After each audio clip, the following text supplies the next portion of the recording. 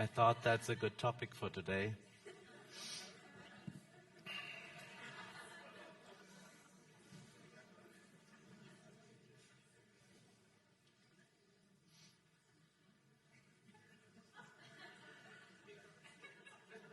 In Germany, there's a lot of talk about what it will take to save top-level gastronomy. The headlines are always the same. Michelin-starred restaurants are struggling. Gastronomy is struggling to fill up tables. Guests are literally dying away. A new generation of people, they have no more interest in traditional cuisine. It strikes me that I think everybody is missing the point. Maybe the question shouldn't be, how can we save top-level gastronomy? Maybe we should ask differently. How can top-level gastronomy help save Germany? Indeed, what is the kind of transformation restaurants can help accomplish? A sort of transformation that benefits not just the food culture, but also society and the environment. As you know, my name is Billy. I'm the owner, not the chef, of Nobelhart Schmutzig'in, a Michelin star restaurant. I'm also one of the initiators of die Gemeinschaft. That translates into community, which is an association of Berlin restaurants, people from the public food service, and local producers. A transformation is big on our minds, in the restaurant and also at that association. Luckily, the same is true for German society. At the climate protest on Friday, there were about 270,000 people on the streets, and in Berlin alone. And another 1.2 million across Germany. So today, I try to give you a small glimpse of why I feel that top-level restaurants have an important role to play in sparking positive change. Not just in food culture, but culture and society at large. More importantly, I want to give you real concrete examples of things we are doing to help this transformation. Let me start with Nobelhart Schmutzig'in. We do things a little bit different than normal top-level restaurants in Germany. We, as Mehmet said, we serve strictly local food. Vocally local, we call that. From the area around Berlin. That means no pepper, no chocolate, no olive oil, no lemon, no oranges. We are not just doing that to be some quirky hipster. And I know I maybe look like one. But we are doing that because we recognized that to be both responsible and successful, top-level restaurants cannot be just driven by value, but by values.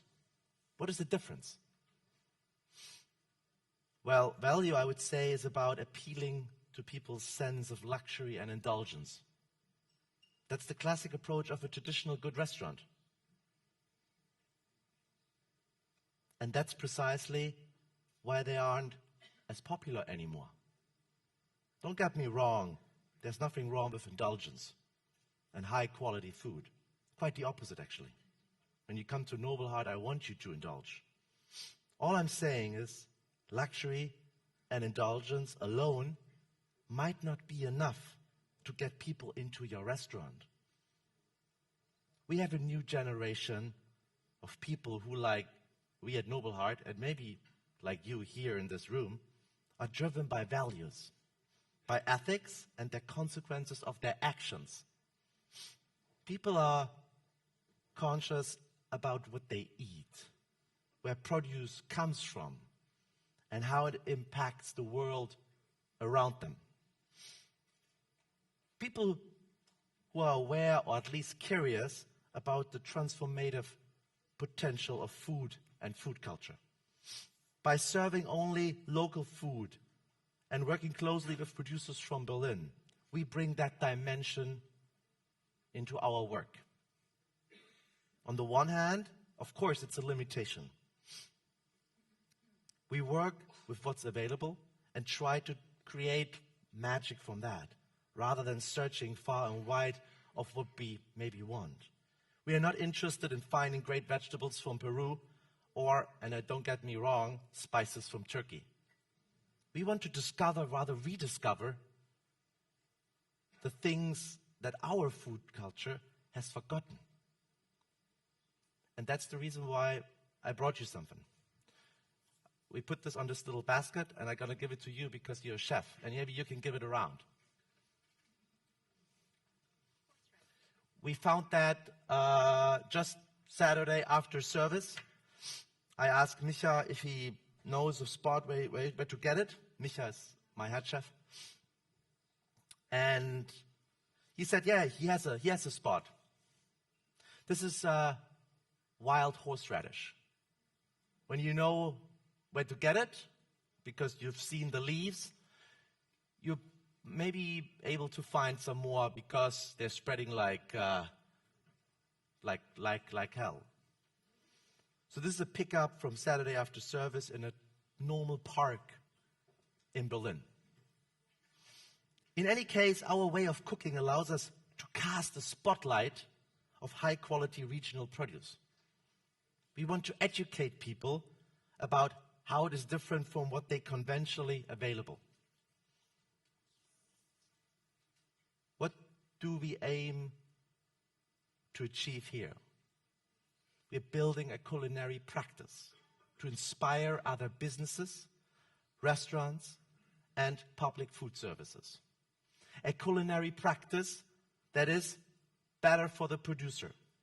We want to elevate the recognition and the esteem of producers, to help them build profitable businesses. It's also better for the environment. We want products that are sustainable produced and shipped across shorter distance. Better for the animals. I want products that have animal welfare in mind. And better for the economy. We are helping to place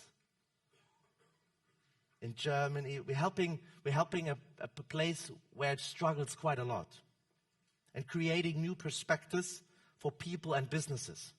And finally, better for everyone. At least that's what we are hoping by putting these values center stage. We want to help making better quality produce available for everyone. And I mean everyone. I want good, responsible, sourced food to be the new normal in Germany. We are such a wealthy society, but right now, the poorest people are consuming food that keeps other people poor.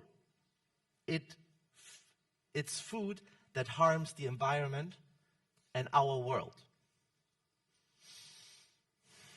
And yes, maybe this kind of idealism draws people to us and maybe inspires them to look more closely at what they consume, what they buy. I'm not fooling myself that we are only one restaurant. But I tell you what real change is about, that we talked to other restaurants 2 years ago and founded Die Gemeinschaft. Together with several other top-tier restaurants and public kitchens, people from public kitchens, as well as local producers. In a nutshell, we are working to increase the availability of high-quality produce in Berlin. How are we doing that? And when I was sitting here all day, and I've heard always the same story, and I tell you the same thing now again, it's about connecting people from both sides of the equation. Producers and kitchens. And when I say kitchens, I don't just mean gourmet kitchens like ours. I mean all kitchens. So picture this. 3 weeks ago, we hosted a conference entirely devoted to better culinary practice, in line with the values that are at the heart of our work. Our aim at that one-day conference was to bring together as many different people as possible. People who would usually never meet, but we think they have a lot to share. I was amazed to see the conventional farmer who usually supplies McDonald's with potatoes talking to the small-scale organic farmer. Or the lady who works at the Google canteen talking to the guy who runs the cafeteria at the Waldorf school. All of them were exploring together how we can promote better locally sourced food. Through workshops, through conversations, through connecting with each other. There was none this posing and boasting that you often find in man-dominated chef's presentation. Because it wasn't about being cool. It was about building something good and doing it together. And this is the bottom line. Because that's what creating real change is about. Bringing people together to discover and create ways for them to collaborate. For the good of the environment, the people and the animal involved, the local economy, and of course for the German state of German food culture at large. Especially nowadays, where the right-wing movement in so many countries around the globe is so strong. It kills freedom, it's foment unrest, and it brings people apart. And food can build the bridges of our different societies. I have in Istanbul been a lot. I counted that, and it's been four times in the last 2 years. No other place on earth I've been going back so much. Thank you for welcoming me every time here. The exchange brought us closer to the Turkish community in Istanbul and also in Berlin. At our restaurant, we are serving ayran, ibrik, and a couple of dishes which came out of the visits we had in Istanbul. Of course, this is only just the beginning. But ask me in 3 or 5 years again, what has happened? I hope I will be able to tell you not just about transformation we want, but transformation we have achieved. So, Cemre, Mehmet, please put it in your calendar to bring me back to Istanbul. Thank you.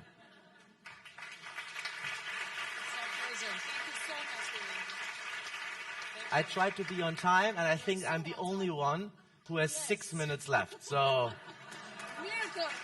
very German. You're welcome.